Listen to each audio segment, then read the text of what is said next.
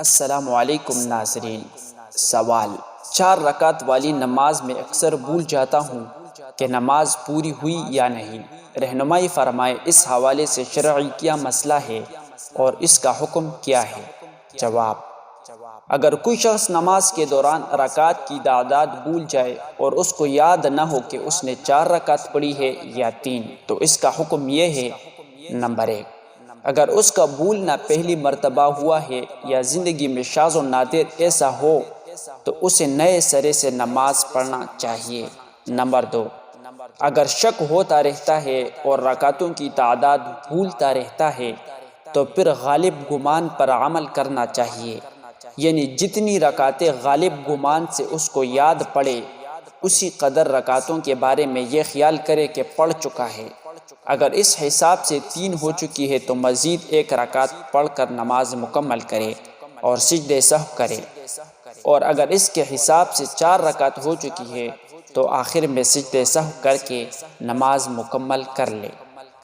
Number 3، اور اگر غالب گمان کسی طرف نہ ہو تو کمی کی جانب اختیار کرے۔ مثلا کسی کو 3 یا 4 رکعت میں شک ہو جائے اور یہ شک پہلی مرتبہ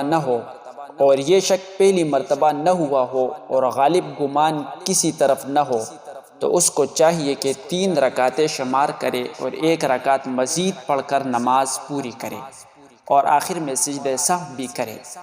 نیز اس صورت میں شک ہونے کے بعد والی ہر رکعت میں قاعدہ بھی کرے، کیونکہ مثلا اگر 3 رکعت اختیار کیے تو امکان موجود ہے کہ یہ 4تھی رکعت ہو، لہٰذا تیسری رکعت کے بعد بھی قاعدہ کرے۔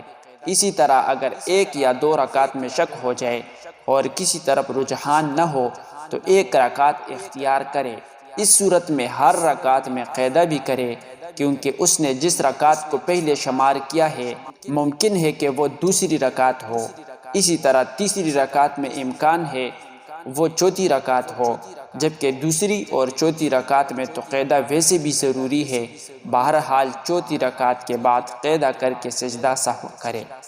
آخری دونوں صورتوں میں اگر سجدہ سہو کرنا بھول گیا اور نماز کا وقت باقی ہے تو اس نماز کا اعادہ کرنا ضروری ہے، اور اگر نماز کا وقت گزر گیا ہو تو اب اعادہ کرنے کی تاکید کم ہے، البتہ اس نماز کا اعادہ کر لینا زیادہ بہتر ہے۔